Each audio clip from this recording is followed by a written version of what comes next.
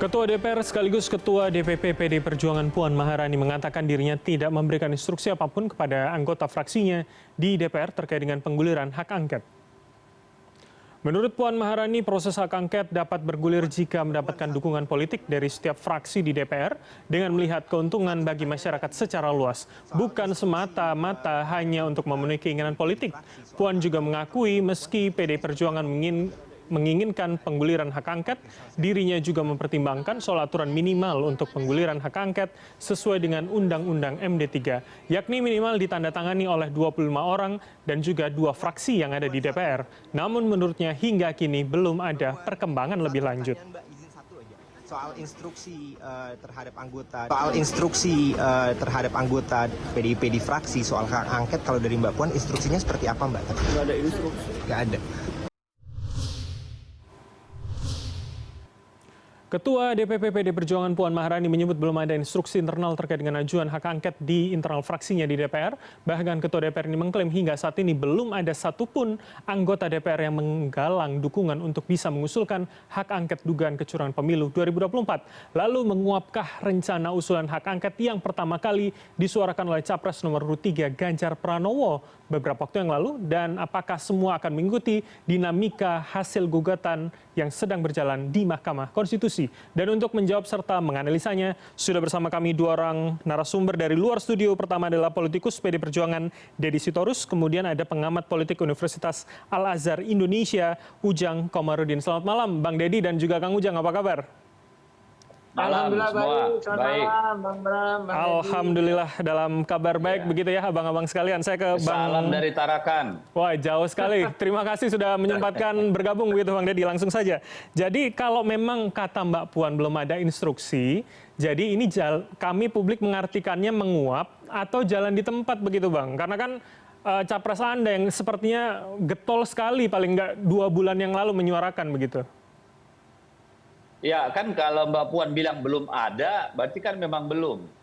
Apakah itu diinterpretasikan sebagai tidak akan, kan nggak ada juga Bu Puan mengatakan begitu ya.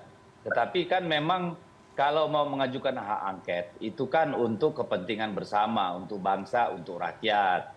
Dan alasan-alasan filosofis, alasan-alasan konstitusionalnya, alasan-alasan regulasinya, semua kan memang harus betul-betul dipikirkan dengan matang, lalu nanti diputuskan gitu ya. Dan tentu saja tidak cukup hanya PDI Perjuangan, masih ada dibutuhkan setidaknya 1 fraksi. Kalaupun sudah ada 1 fraksi, bagaimana probabilitasnya untuk kemudian lolos di paripurna. Jadi kan itu bukan gimmick politik.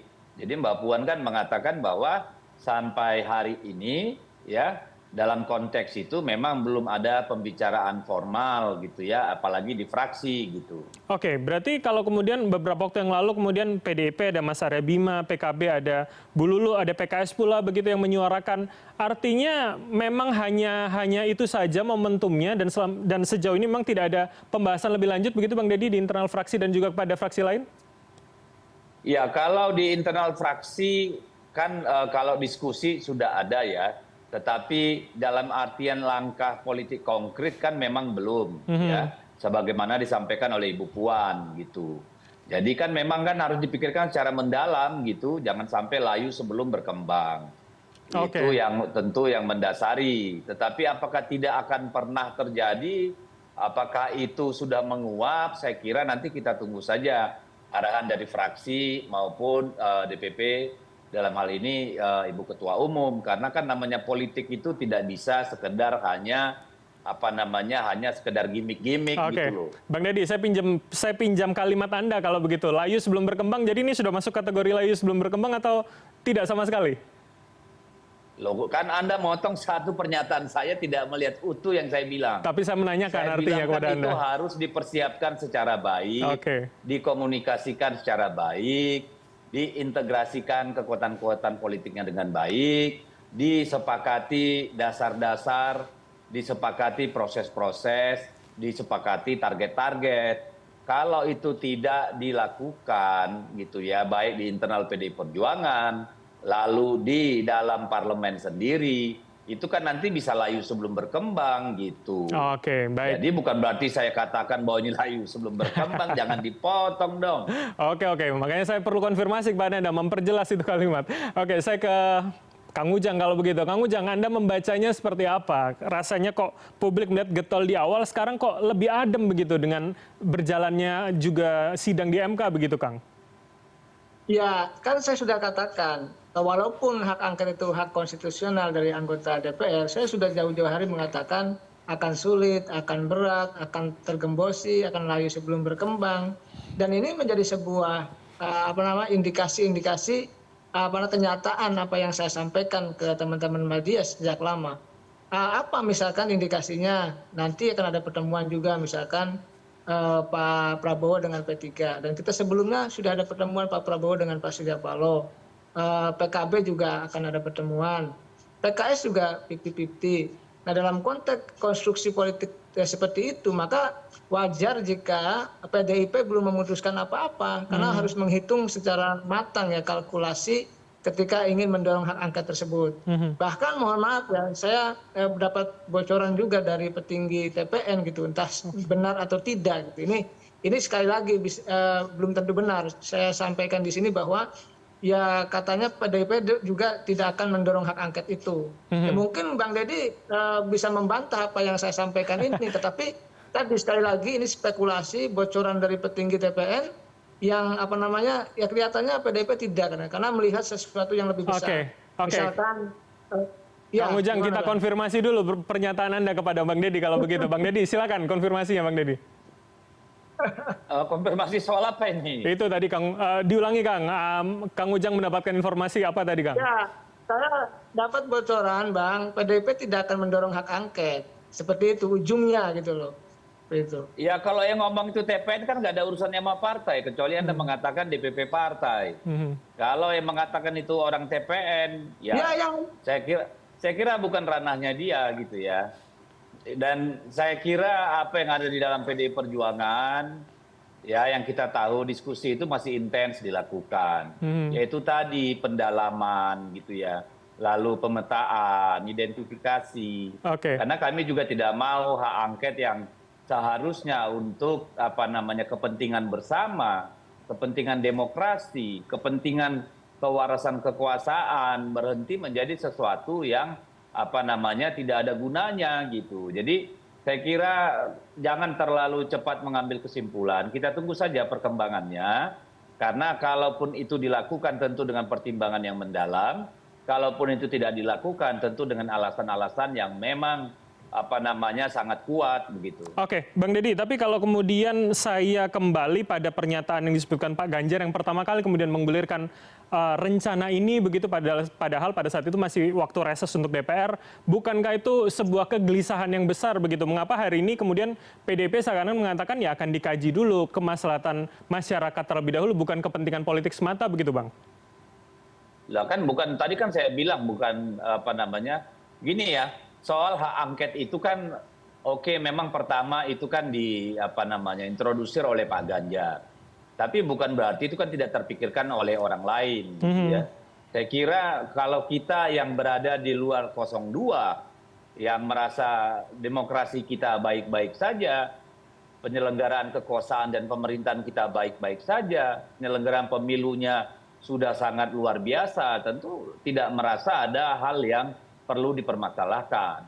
Tetapi saya kira orang yang punya nurani, punya etika, orang yang sadar tantangannya untuk bangsa ke depan, jika praktek-praktek abuse of power, lalu ketidakprofesionalan, katakanlah juga mandulnya, bahkan mandulnya penyelenggara dan pengawas pemilu, termasuk misalnya intervensi dari berbagai institusi negara, dari pusat sampai ke bawah, saya kira itu hal yang perlu diperbincangkan. Baik. Itu harus kita sampai pada titik temu bagaimana hal-hal seperti itu. Atau setidaknya tudingan-tudingan seperti itu kemudian tidak datang lagi pada pemilu yang akan datang.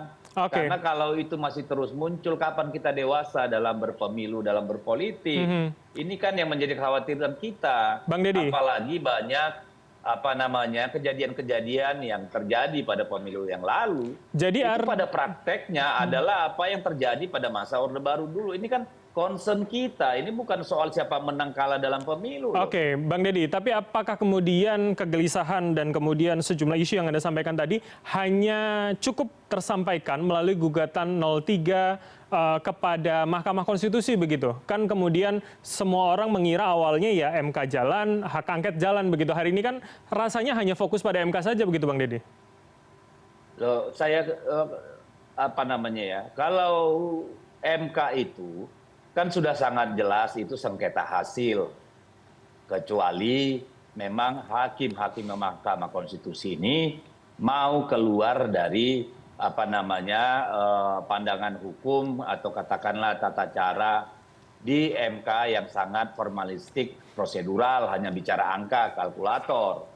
Tetapi kalau mereka mau keluar dari sekat-sekat itu untuk kepentingan bangsa, tidak seperti kemarin soal putusan TPS nomor 90, seharusnya memang melihat dari segi filosofi, hukum, bernegara, berdemokrasi gitu loh. Itu yang saya kira menjadi masalah. Lalu kenapa sekarang hanya MK? Ya, kalau ke MK kan nggak pernah ada urusan sama yang lain. Itu kan hak capres maupun partai politik.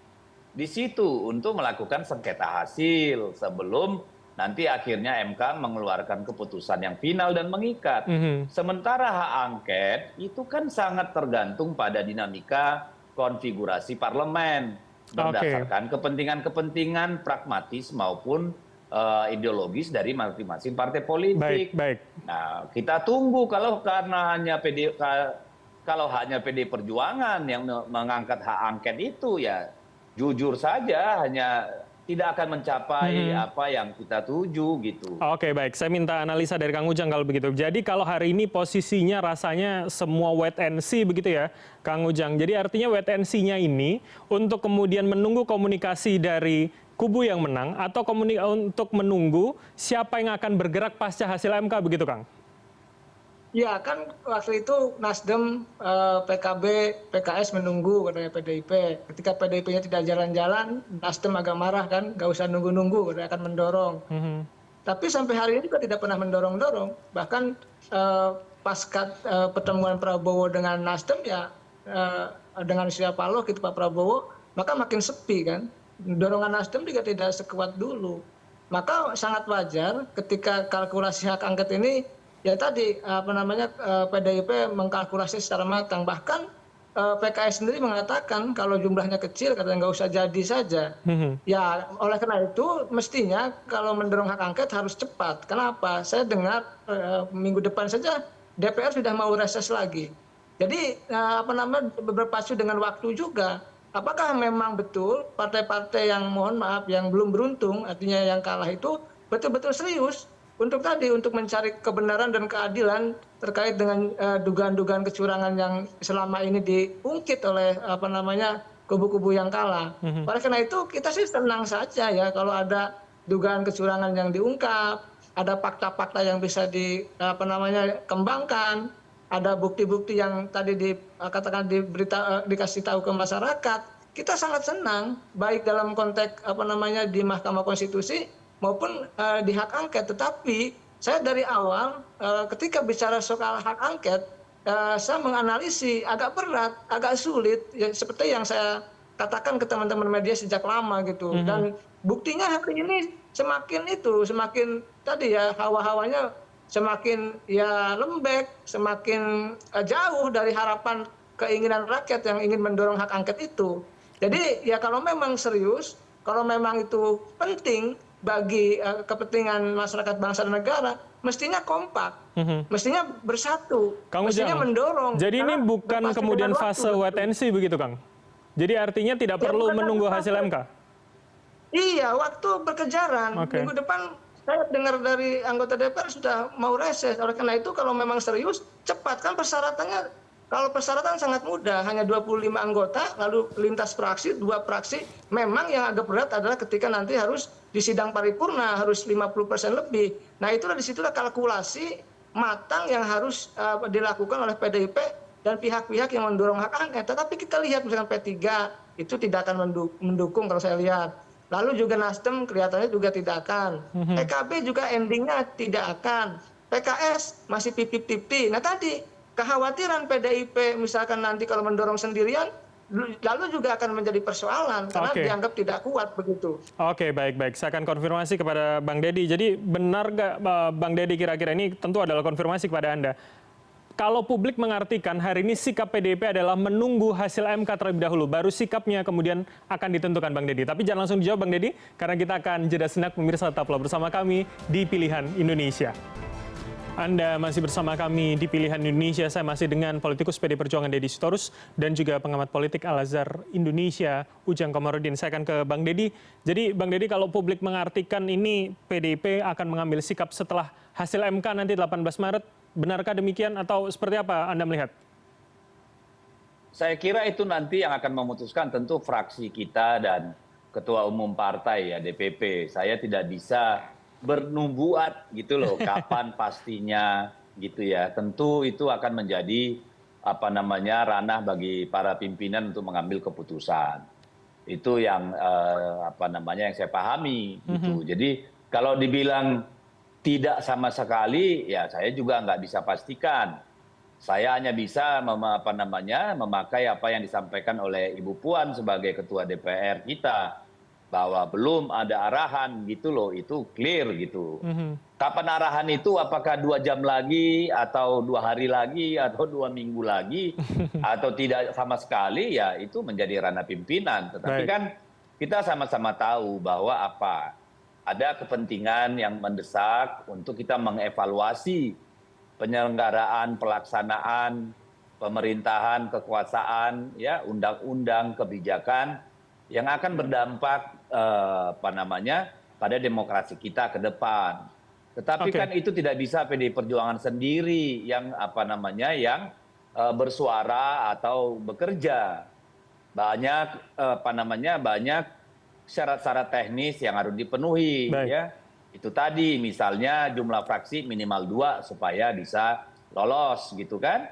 Dan tentu dia juga tidak bisa hanya sekedar tanda tangan, tentu ada alasan yang lengkap semacam naskah akademik atau katakanlah DIM atau apa usulan angket itu. Kemudian ada proses lagi nanti untuk ke paripurna, bamus dan seterusnya sampai ke pansus. Itu kan proses panjang yang harus dilalui. Nah, ini akan menjadi ujian sejarah bagi semua partai-partai politik itu. Oke, baik. Apakah memang merasa bahwa ada yang harus diperbaiki dalam penyelenggaraan kekuasaan, pemerintahan, dan pemilu kita kemarin, atau ya nerimo saja gitu kan. Itu bukan hanya urusan PDI Perjuangan dong gitu kan. Oke, baik. Kalau sampai guru-guru besar yang namanya profesor-profesor dari begitu banyak perguruan tinggi sudah bersuara, itu kan suara-suara kebenaran, suara-suara yang apolitis, yang memang melihat ada banyak masalah. Tetapi kalau sampai di parlemen, itu kan konfigurasi politik sangat menentukan. Kepentingan dan sebagainya. Ya.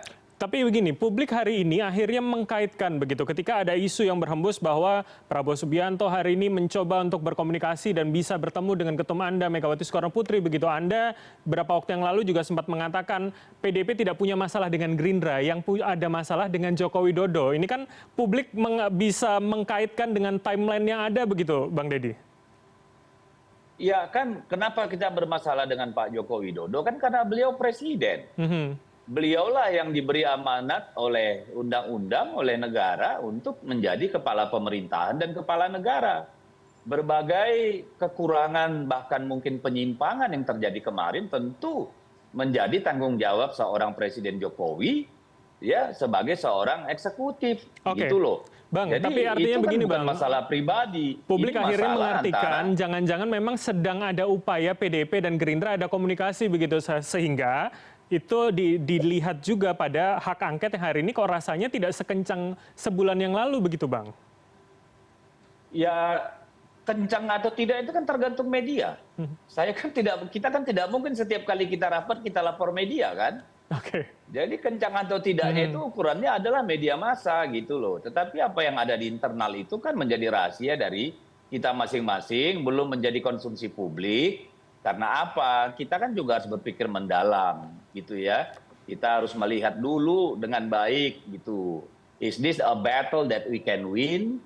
Atau cuma pembuangan energi yang sia-sia gitu. Sia-sia dalam arti tidak ada kehendak bersama untuk memperbaiki berbagai kekurangan atau mencegah terjadinya penyimpangan misalnya begitu loh. Oke, tapi kalau kemudian dikaitkan dengan upaya komunikasi PDIP dan Gerindra begitu, artinya dikaitkan? Nggak ada kaitannya karena komunikasi pertama begini, kalau dengan Gerindra kan saya sudah. Ya, Bang Deddy? Oke, sepertinya kami mengalami gangguan sambungan dengan Deddy Sitorus. Saya akan ke...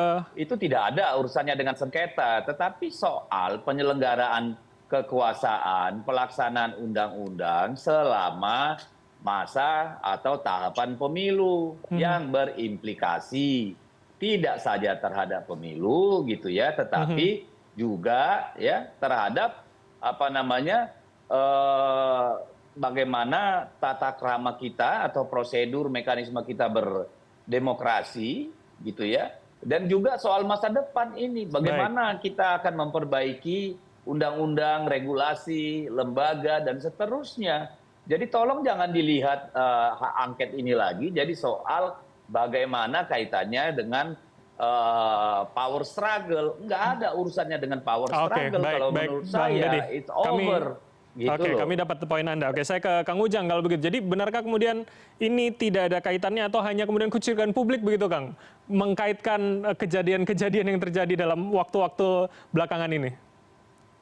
Ya wajar kalau publik khawatir ya. Dorongan hak angket itu cenderung kempes gitu. Oleh karena itu ya memang kalau ingin didorong harus kuat kembali, harus semangat kembali dalam konteks tadi ya dorongan hak angket itu. Ya memang butuh kebersamaan, butuh kekuatan tersendiri dalam konteks untuk mendorong hak angket ini. Kalkulasinya ini kan kalkulasi politik. Pasti mohon maaf, halangannya pun akan halangan politik. Kendalanya pun kendala politik. Nah ini yang sebenarnya yang agak sulit bagi partai-partai lain misalkan seperti P3, PKB maupun Nasdem untuk secara serius total ya untuk mendorong hak angket itu. Makanya ya hari ini mulai tenang, mulai adem gitu terkait dorongan hak angket itu. Tetapi memang kalau kita bicara yang lebih luas dalam konteks membangun demokrasi yang sehat, kuat dan bermartabat, ya perjuangan para anggota DPR itu yang mendorong hak angket itu harus terus digelorakan ya. Kalau enggak tadi masyarakat akan menilai bahwa wah ini tidak serius, wah ini main-main. Ini kan menjadi catatan bagi rakyat juga. Oleh karena itu butuh keseriusan untuk bisa menerima ataupun mengeksekusi apa yang diinginkan oleh publik, oleh masyarakat, termasuk tadi para guru besar itu. Kalau kemudian Kang, publik mengkaitkan antara kemudian rencana pertemuan seorang Megawati Soekarno Putri dengan Prabowo Subianto, apakah ini kemudian juga kita publik bisa melihat sebagai salah satu kemungkinan bersatunya kembali begitu akhirnya kemudian menyebabkan beberapa hal seperti misalkan angket, kemudian yang ada di MK hari ini, bagaimana Anda menganalisanya? Ya setahu saya ya Ibu Mega dengan Pak Prabowo sangat dekat secara emosional, sangat dekat. Jadi saya meyakini itu bahwa beliau sebagai tokoh bangsa tidak ada masalah. Kalah menang itu biasa. Bahkan PDIP tidak kalah, pilegnya menang.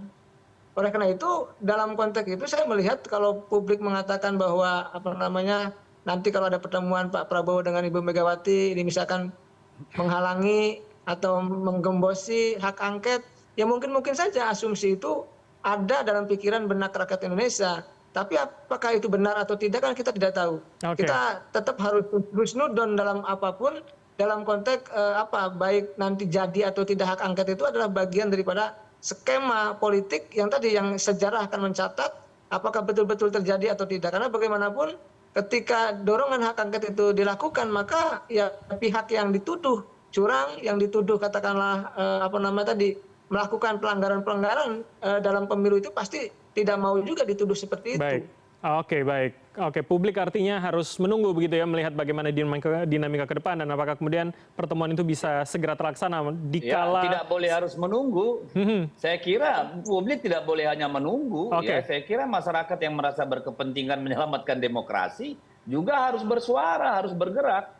Tidak mungkin hanya mengharapkan PDI Perjuangan sendiri karena bagaimana gerakan rakyat juga akan mempengaruhi konfigurasi di parlemen. Nah. Itu clear kalau menurut saya. Bang Deddy, Jadi kalau saya Anda menunggu mengatakan juga seperti orang itu, Bang seperti Deddy. Kang Ujang ini sama mahasiswanya turun ke jalan juga gitu. Saya kalau memang ingat Bang merasa Deddy, paling tidak berkepentingan. sebulan yang lalu ada 50 tokoh yang kemudian mendesak para ketua umum yang salah satunya adalah partai dan ketum Anda untuk kemudian segera menggulirkan hak angket begitu Bang. Jadi artinya kalau misalkan itu. dikaitkan dengan itu kan menunggu partai lagi begitu Bang.